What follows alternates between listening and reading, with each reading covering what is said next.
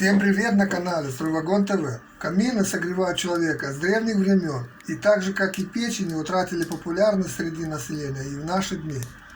Современные камины бывают разными, например простыми и сложными, с открытой или закрытой топкой, заводского изготовления или сделанные своими руками, как говорится, на любой вкус и предпочтение. Но какими разными они не были, выбор конструкции камина всегда зависит от вида топлива, на котором они будут работать, а также от площади и объема помещения, в которую планируют их устанавливать. Наиболее популярными каминами среди населения были и остаются кирпичные камины, работающие на дрова. Объяснить это явление можно достаточно просто, например, тем, что кирпич является наиболее доступным и подходящим для строительства камина материалом.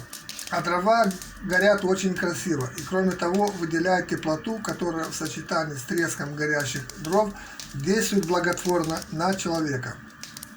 Поэтому с этой точки зрения больше никакой вид печного топлива не может сравниться с дровами по красоте. Для нормального функционирования камина в процессе эксплуатации очень важное значение имеет его топливник, точнее его размеры. Размеры топливника камина должны быть пропорциональны основным размерам помещения.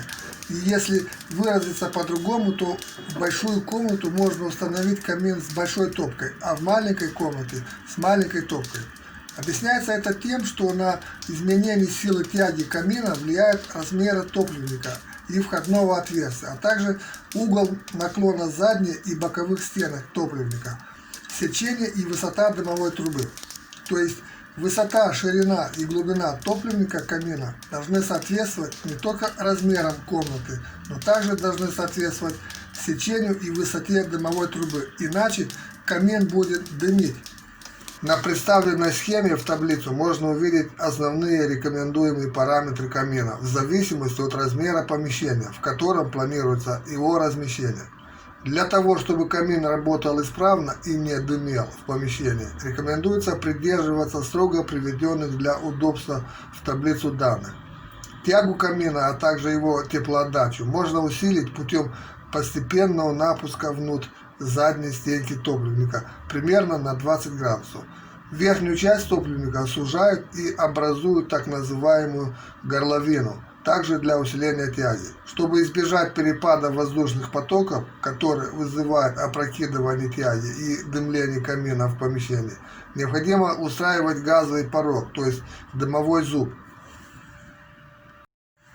Форма и размеры этого дымового зуба зависят от конструкции топливника и дымовых каналов. Приведенными в таблицу размерами камина рекомендуется придерживаться, если вы планируете построить камин из кирпича с открытой топкой.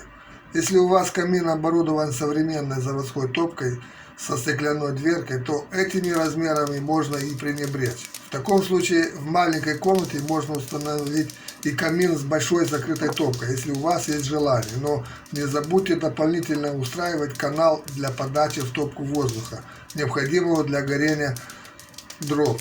Дополнительную подачу кислорода в топку проводят обязательно, так как для горения дров в камине необходимо большое количество кислорода, а это количество воздуха, которое находится в маленьком помещении, не хватит для нормального горения дров, и следовательно камин не будет работать. Также в таком случае и дымовой зуб не устраивает, так как закрытая стеклянная дверка топки камина при горении дров, а также установка металлического колпака на оголовок дымовой трубы, расположенный над кровлей, надежно защитит вас от эффекта обратной тяги.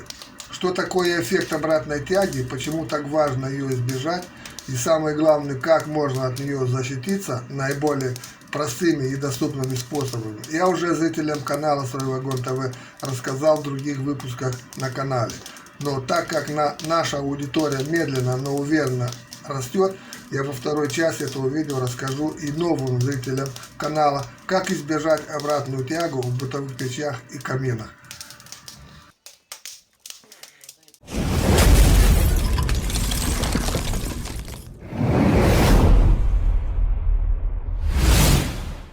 В городах, где много высоких зданий вокруг, а также в населенных районах, расположенных в горной местности, очень часто возникает еще такое явление, как обратная тяга в дымоходе. в результате которой весь дым из топлива поступает в помещение.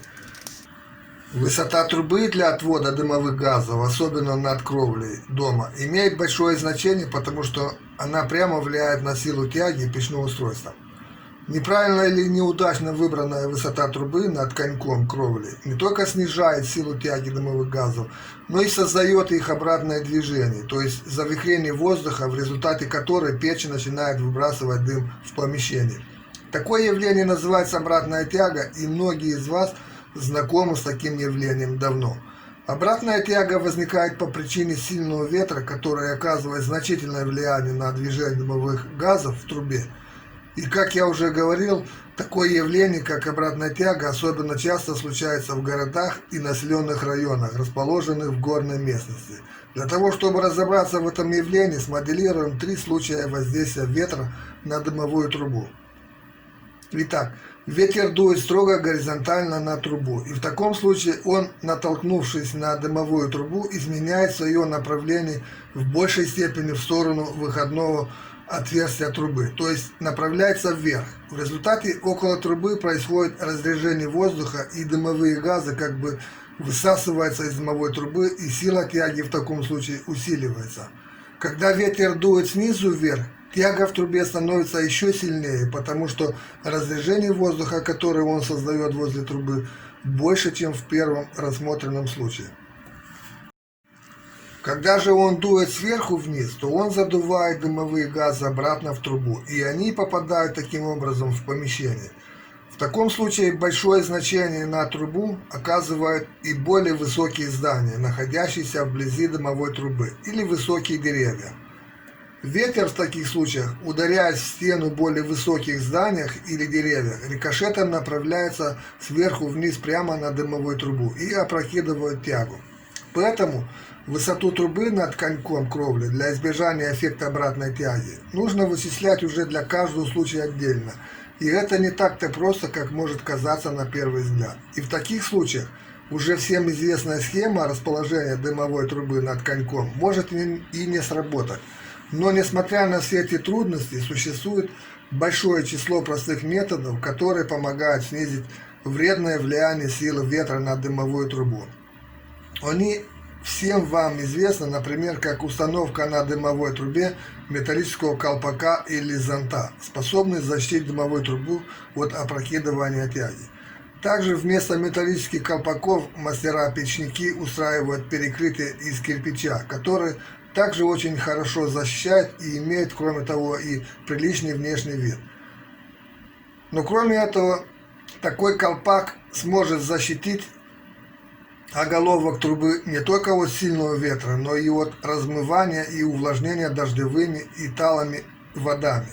Также для избежания опрокидывания силы тяги применяют еще и дефлекторы различных конструкций, которые есть в большом ассортименте в продаже, как говорится, на любой вкус, или можно соорудить без труда своими силами. На этом все. Всем спасибо за внимание. Жду, как всегда, ваших комментов под этим видео. Хочу напомнить вам, что более подробную информацию вы найдете на страницах сайта стройвагон.ру. Тем, кто смотрит наш канал впервые, просим оформить подписку на новые обновления нашего канала. Думаю, что очень скоро встретимся опять в новом выпуске. Ставим лайки, комментируем это видео, распространяем это видео и оформляем подписку.